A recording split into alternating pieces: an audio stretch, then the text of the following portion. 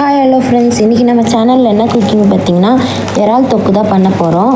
அது காலையிலே போயிட்டு ஃப்ரெஷ்ஷாக இறா வாங்கிட்டு வந்தால் நல்லா க்ளீன் பண்ணி வச்சுட்டு அடுப்பை பற்ற வச்சுட்டு அதில் கடாய் வச்சிடலாம்.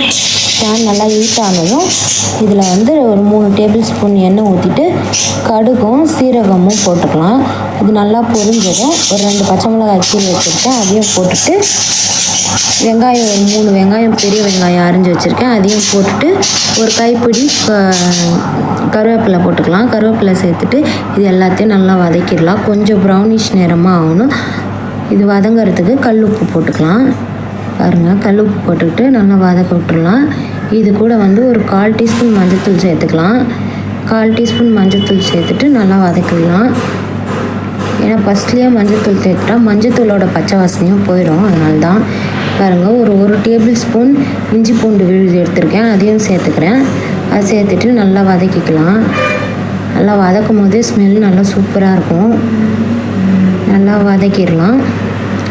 நல்லா பொன்னிறமாக ப்ரௌனிஷாக வதங்கணும்.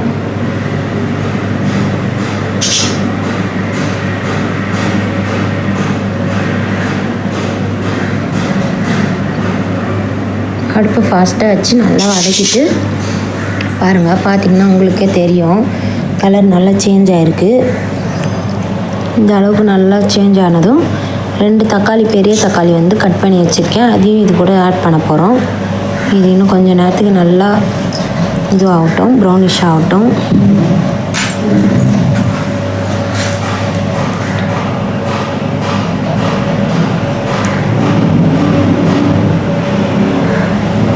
இப்படி நம்ம வதக்கிறதுனால வெங்காயம் நல்லா டேஸ்டியாக இருக்கும், குழம்பு தொக்கு நல்லா டேஸ்டியாக இருக்கும். அதனால தான் எப்பயுமே தக்காளி வெங்காயத்தை மட்டும் நல்லா வதக்குங்க. பாருங்கள், கட் பண்ணி வச்சுருக்க தக்காளியும் சேர்த்துட்டு இதையும் நல்லா வதக்கிட்டே இருக்கேன்.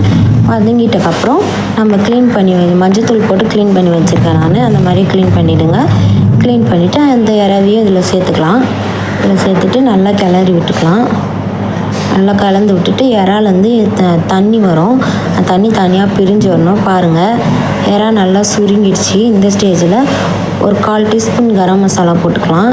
கரம் மசாலா போட்டுட்டு வெறும் மிளகாத்தூள் ஒரு 1/4 டீஸ்பூன் சேர்த்துக்கலாம். சேர்த்துட்டு 2 டேபிள் ஸ்பூன் வீட்டில் அரைச்ச மிளகாத்தூள் சேர்த்துக்கிறேன். உங்களுக்கு இன்னும் காரம் வேணும்னா இன்னும் 1 டீஸ்பூன் கூட சேர்த்துக்கலாம். நான் 2 டீஸ்பூன் சேர்த்துருக்கேன். சேர்த்துட்டு இது நல்லா கிளறி விட்டுட்டு மிளகாத்தூள் பச்சை வாசனை போகணும். பாருங்கள், நல்லா இதுவாக இருக்கா. இந்த டைமில் கொஞ்சமாக தண்ணி சேர்த்துக்கலாம். கொஞ்சோண்டு தண்ணி சேர்த்துட்டு நல்லா கிளறி விட்டுணும். நல்லா கிளறி விட்டுட்டு கொஞ்ச நேரம் பொறுத்து பார்த்தோன்னாக்கா பாருங்கள், எண்ணெய் பிரிஞ்சு வரும். இந்த அளவுக்கு பாருங்கள், பார்த்தாலே உங்களுக்கே தெரியும். இந்த ஸ்டேஜில் கொத்தமல்லி தூவி இறக்கி தட்டில் வச்சு சர்வ் பண்ணி சாப்பிட்டு பார்த்துடலாம். நான் சாப்பிட்டு பார்த்தேன், வீட்டிலே நல்லா இருக்குன்னு சொன்னாங்க. நீங்களும் இதே மாதிரி உங்கள் வீட்டிலே செஞ்சு ட்ரை பண்ணி பாருங்கள். ஓகே ஃப்ரெண்ட்ஸ், என்னோடய சேனலை சப்ஸ்கிரைப் பண்ணிக்கோங்க. Thank you friends.